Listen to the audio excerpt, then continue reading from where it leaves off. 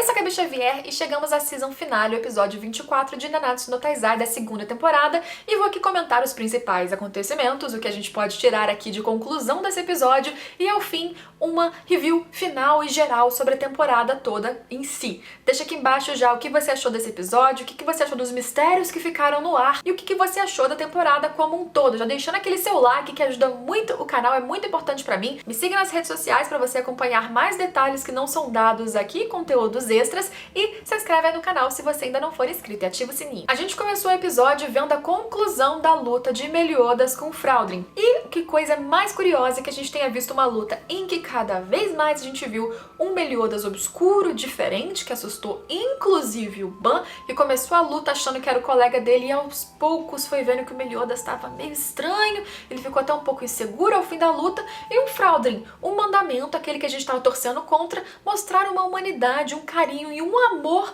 que a gente achava que não poderia demonstrar, porque ele ficou tanto tempo vivendo na pele do Dreyfus que o amor que o Dreyfus tinha pelo filho acabou indo pra ele também, ele acabou se afeiçoando ao filho que não era dele e no final das contas ele acabou deixando de matar e explodir toda Liones pra poupar aquele que ele inevitavelmente acabou amando sem perceber. Mesmo assim, depois de todos os ataques que Meliodas já tinha dado sem piedade nenhuma ao Fráudrin, mesmo depois dele ter poupado todo mundo, uma ação ali realmente nobre, ou pelo menos que fizesse eles pensarem se precisava de uma morte tão cruel, brutal e rápida, ele não pensa. Ele juntou ali todo aquele poder e vontade demoníaca que estava dentro dele, com a vingança que ele também queria contra o Fráudrin que matou a Liz e acabou. No segundo, num golpe, ele sente claramente, depois ele fala no episódio, realmente que ele sentiu prazer naquele momento e sentiu prazer após aquilo também. Matar o Fráudrin foi algo que ele gostou.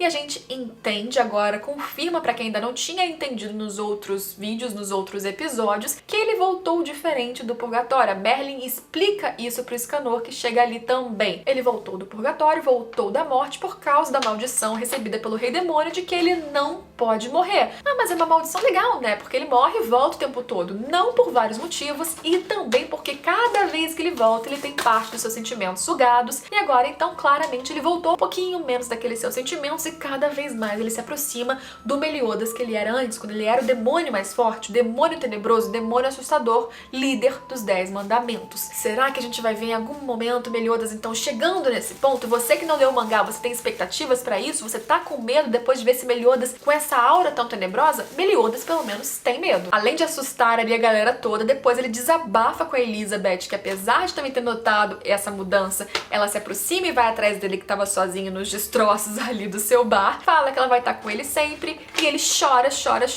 percebendo que ele tá sentindo algo diferente, que ele pode estar se aproximando cada vez mais de quem ele não queria mais voltar a ser. Então, será que a história tá caminhando pra isso? Tá caminhando pra gente ter um Meliodas de uma forma que a gente não viu até então, muito mais tenebroso, talvez muito mais perigoso que esses outros mandamentos que ainda sobraram? Legal que a gente teve um flashback aí de 3.000 anos atrás, que deixou várias dúvidas e curiosidades no ar pra gente ter na próxima temporada, alguns ganchos pra quem não leu o mangá ficar aí na curiosidade e criar teorias, porque a gente viu um momento justamente do Fráudrin, 3.000 anos antes, conversando com quem? Com Gauthur. E esse Gauthur mesmo que a gente conhece. Esse Gauthur dos 7 pecados capitais, o boneco sem memória, sem coração, e que lá atrás sabia muito bem do que estava falando, que estava contando justamente quando Meliodas então traiu seu clã, matou 2 dos mandamentos e estava deixando então todos preocupados. Naquela hora, Gauthur estava aparentemente incluído nos 10 mandamentos. Será então que ele não deveria ter sido libertado como ele foi? Porque ele é libertado a pedido da Merlin, ele é libertado e fala que ele é então o pecado da luxúria dos 7 pecados capitais,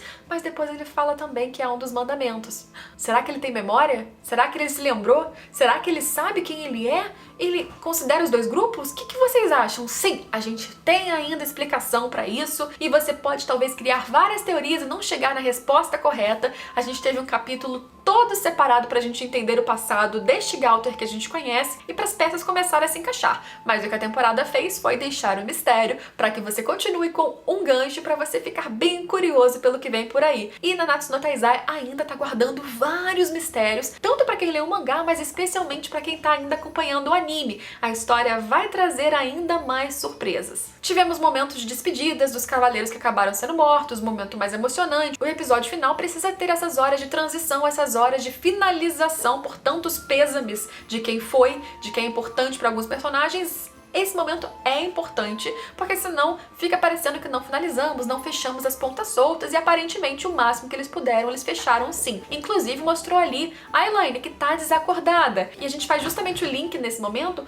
com então os mandamentos que estão vivos. Elaine está viva, Meraskla também, e também temos ainda outros que restaram então pra conta. Zeldris e Starossa então estão vivos, apesar de terem sido altamente impactados pelo ataque do Escanor. E apesar de não vermos esse há um bom tempo, temos também Droll e Gloxinia ainda. Estes são os mandamentos que esse grupo dos 7 pecados ainda precisou enfrentar. Merlin ainda está muito positiva, acreditando que a vitória será deles. Você aposta em quem? Quem você acha que vai ganhar? Lembrando que Merlin foi super otimista numa banheira com o Escanor ali, fazendo massagem nela e ela tranquilona conversando com Meliodas, Elizabeth ali, a presença de todo mundo não a incomodava, assim, ela é uma pessoa muito livre e tranquila com esse tipo de situação. Comentários adicionais importantes. Parece então que as forças de Zeldris estão caminhando para Camelot, que é um problema para Arthur, mas Merlin tá confiante, porque com os 7 pecados reunidos novamente, eles podem, com um plano feito, conseguir atacar os mandamentos e vencê-los. Lembrando que eles têm que reunir todas as forças de companheiros possíveis, incluindo, por exemplo, a Jericho, que teve o seu poder igual ao do seu irmão despertado, incluindo também Griamor, que então voltou à sua forma ali adulta numa cena bem constrangedora e engraçada. Hendrickson, Dreyfus, todos que eles puderem reunir nessa jornada. Mas para além de todos os mistérios, do que a gente espera ou tem medo do que possa acontecer com Meliodas, dos mandamentos restantes e o que a gente pode aguardar do que virá por aí,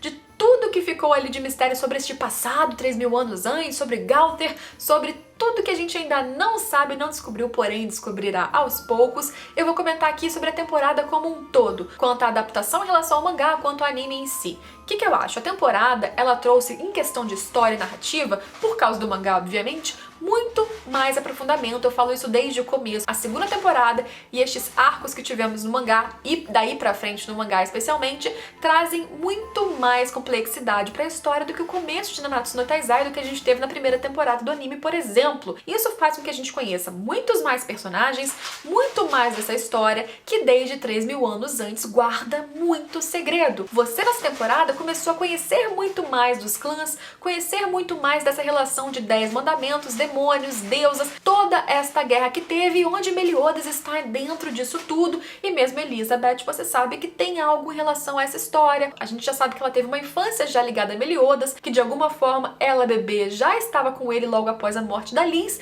então tem muitos mistérios que colaboram de uma forma positiva, porque são mistérios que te deixam interessados em continuar vendo, interessados em possivelmente ler o mangá, inclusive, se você não aguentar esperar este ato do anime. Mas, apesar disso tudo, apesar de episódios que foram muito bons, especialmente ali na primeira metade, da gente ter visto finalmente Escanor em ação, em mais de uma cena muito épica, da gente ter visto luta de Meliodas contra mandamentos, da gente ter visto poderes mesmo de mandamentos que são muito interessantes, da gente ter visto a morte do Meliodas, ele conversando com Rei Demônio, tanta coisa extra, mas o que eu acho que teve de negativo, porque sim, tem um lado negativo que sempre merece ser citado. Primeiro, a animação parece que começou a ficar cada vez mais acelerada para eles terminarem neste momento em que a gente vê a volta do Meliodas, e claramente eles queriam chegar nesse momento porque é um excelente gancho pra gente terminar essa temporada e deixar o hype pra segunda, sim, achei ótimo eles terminarem aí, mas para isso eles começaram a acelerar muito, especialmente na segunda metade. Algumas cenas, como a luta tão esperada de Escanor com o Starossa, poderia ter sido mais emocionante. Foi bem fiel ao mangá, em falas, em cenas, mas muito estática. Quando você passa uma adaptação de mangá para animação, como por exemplo Boku no Hero faz, ou mesmo Shingeki, você pode trazer mais emoção, mais movimento, mais coreografia e botar uma trilha sonora que dê potência maior do que o mangá teve. Não é fácil fazer isso, mas quando faz é muito bom, e eu acho que Nanatsu tem uma história que teria potencial para isso acontecer. Infelizmente o estúdio não conseguiu fazer e muita gente começou a reclamar, inclusive não só de coreografia e de trilha sonora não muito bem utilizada ou que não deu muita emoção para cenas que são muito boas. Muita gente começou a reclamar, especialmente nos últimos episódios, da qualidade da animação em si, do design dos personagens, das cenas com um traço não tão bom assim. Não chegou a me incomodar, embora sim eu reparasse, o que eu acho que foi menos aproveitado na verdade foi essa aceleração. Mas, diga-se de passagem, é bom dizer que mesmo assim a história tá trazendo, sim, todas as informações que são relevantes da melhor forma possível. Quem não lê o mangá consegue compreender, sim, tudo que precisa ser compreendido. Algumas animações, elas fazem adaptação e cortam detalhes e falas e descrições que são muito importantes. É natural ter cortes, é natural ter omissões, mas Nanatsu está conseguindo fazer isso mantendo a linearidade, mantendo as informações relevantes, portanto é um bom mérito. A gente nota aceleração, a gente nota alguns cortes, a gente nota cenas que foram subaproveitadas, mas, no geral, muita gente está criticando, mas vamos admitir, é uma história que funciona. É uma história que, se você pegar o anime solto e não conhecer o mangá, você pode ver sim muita qualidade, independente de todo o resto que a gente possa criticar e que vale a pena apontar como review.